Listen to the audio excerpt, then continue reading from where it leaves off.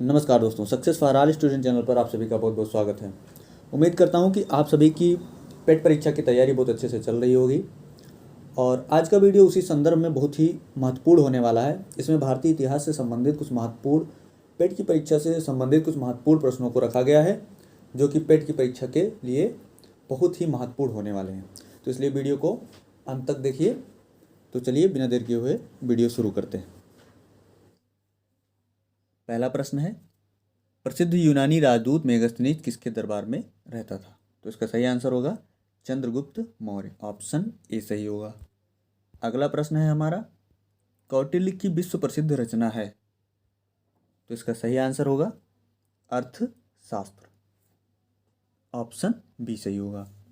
अगला प्रश्न है हमारा, इंडिका किसकी रचना है? इंडिका किसकी रचना है? तो इसका सही आंसर होगा मेगास्थनीज की। ऑप्शन सी सही होगा। अगला प्रश्न है हमारा, मौर्य शासक अशोक ने कलिंग पर कब आक्रमण किया था? तो इसका सही आंसर है 261 ईसा पूर्व। अगला प्रश्न है, अशोक शिलालेखों को सर्वप्रथम किसने पढ़ा था? तो इसका सही आंसर होगा जेम्स प्रिंसेप ने। ऑप्शन डी सही होगा। अगला प्रश्न है, अशोक की किस शिलालेख में उसकी कलिंग विजय का वर्णन है? तो इसका सही आंसर होगा 13वें शिलालेख में। ऑप्शन डी सही होगा। अगला प्रश्न है, निम्न में से किस लघु शिलालेख में अशोक का बुद्ध शाक्य एवं अशोक नाम मिलता है? तो इसका सही आंसर होगा मास्की में। मास्की शिलालेख में। ऑप्शन बी सही होगा। अगला प्रश्न है, अशोक का कौन सा अभिलेख दो भाषाओं ग्रीक अरामाइक में प्राप्त होता है? तो इसका सही आंसर होगा सरे कुना अभिलेख। ऑप्शन ए सही होगा। अगला प्रश्न है, सांची के स्तूप का निर्माण किसने करवाया था? तो इसका सही आंसर होगा अशोक ने। ऑप्शन बी सही होगा। अगला प्रश्न है, मेगास्थनीज ने भारतीय समाज का वर्गीकरण कितने भागों में किया था? तो इसका सही आंसर होगा 7 भागों में। अगला प्रश्न है, किस मौर्य शासक ने धम्म का प्रतिपादन किया?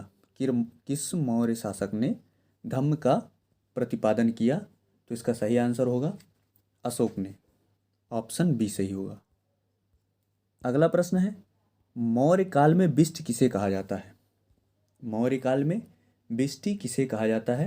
तो इसका सही आंसर होगा निःशुल्क श्रम को कहा जाता है। कर नहीं है यहाँ पे, श्रम होगा। निःशुल्क श्रम या जिसको बेगार कहते हैं उसी को बिष्टि कहा जाता है। ऑप्शन सी सही होगा। अगला प्रश्न है, गुप्त वंश का संस्थापक कौन था? गुप्त वंश का संस्थापक कौन था? तो इसका सही आंसर होगा श्रीगुप्त। ऑप्शन सी सही होगा। अगला प्रश्न है हमारा, गुप्त वंश के किस शासक ने सर्वप्रथम महाराजाधिराज उपाधि धारण की थी? तो इसका सही आंसर होगा चंद्रगुप्त प्रथम। चंद्रगुप्त प्रथम। अगला प्रश्न है, किस गुप्त शासक को कविराज कहा गया? किस गुप्त शासक को कविराज कहा गया? तो इसका सही आंसर होगा समुद्रगुप्त को। ऑप्शन ए सही है। अगला प्रश्न है, किस गुप्त शासक को भारत का नेपोलियन कहा जाता है?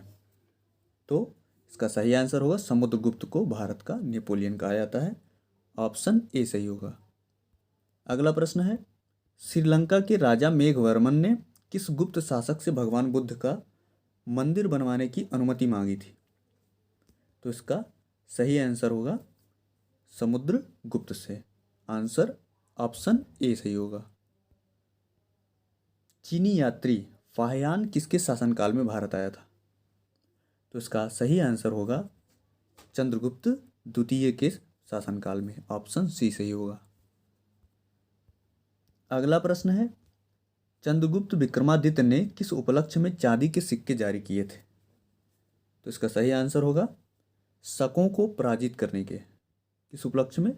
शकों को पराजित करने के। ऑप्शन डी सही होगा। अगला प्रश्न है, गुप्तकालीन नवरत्न किस शासक के दरबार में थे? तो इसका सही आंसर होगा चंद्रगुप्त द्वितीय के दरबार में। ऑप्शन डी सही होगा। अगला प्रश्न है, निम्नलिखित में से कौन सा कथन सत्य है? पहला है, महरौली के स्तंभ लेख का संबंध चंद्रगुप्त द्वितीय से है। तो ये भी सही है। नालंदा विश्वविद्यालय की स्थापना कुमारगुप्त ने की थी। ये भी सही है। भारत पर हूणों का आक्रमण स्कंदगुप्त के समय में हुआ था। ये भी सही है। तो इस हिसाब से ऑप्शन डी हमारा सही होगा, उपरोक्त सभी। अगला प्रश्न है, गुप्तकालीन स्वर्ण सिक्कों को क्या कहा जाता था? तो इसका सही आंसर होगा दीनार। ऑप्शन ए सही होगा। अगला प्रश्न है, मंदिर निर्माण की कला का जन्म सर्वप्रथम कब हुआ था? तो इसका सही आंसर होगा, मंदिर निर्माण की कला का जन्म सर्वप्रथम कब हुआ था? तो गुप्त काल में हुआ था। ऑप्शन बी सही होगा। अगला प्रश्न है हमारा, निम्नलिखित में से कौन सा कथन असत्य है? चलिए देखते हैं। पहला ऑप्शन है, अशोक ने धम्म के प्रचार के लिए महेंद्र एवं संघमित्रा को श्रीलंका भेजा था। तो ये सत्य है। चंद्रगुप्त मौर्य की राजधानी पाटलिपुत्र थी। ये भी सत्य है। अशोक के धम्म की परिभाषा राहुलोवाद सूत्र नामक बौद्ध ग्रंथ से ली गई है। ये भी सही है। तो इस हिसाब से हमारा डी ऑप्शन सही होगा, क्योंकि इसमें से कोई भी कथन असत्य नहीं है। चलिए अगला देखते हैं, कौन सा कथन असत्य है, इसमें भी हमें चेक करना है। कौटिल्य का दूसरा नाम विष्णुगुप्त या चाणक्य था। सही है। चंद्रगुप्त ने सौराष्ट्र में सुदर्शन झील का निर्माण करवाया था। यह भी सही है। चंद्रगुप्त मौर्य ने अपने अंतिम समय में जैन धर्म की दीक्षा ली और श्रवण बेलगोला में प्राण त्याग दिए। तो ये भी सही है। तो इस हिसाब से इसमें भी हमारा डी ऑप्शन सही होगा, क्योंकि इसमें से कोई भी कथन असत्य नहीं है। इस प्रकार से ये 25 प्रश्नों की श्रृंखला रही, जो कि पेट परीक्षा के परिदृश्य से बहुत ही महत्वपूर्ण है। हमारे साथ अंत तक बने रहने के लिए आप सभी का बहुत बहुत धन्यवाद। वीडियो पे अगर नए हैं तो चैनल को सब्सक्राइब कर लीजिए, ज़्यादा से ज़्यादा वीडियो शेयर कीजिए। चलिए फिर अगले नेक्स्ट वीडियो में मिलते हैं। तब तक के लिए धन्यवाद। जय हिंद।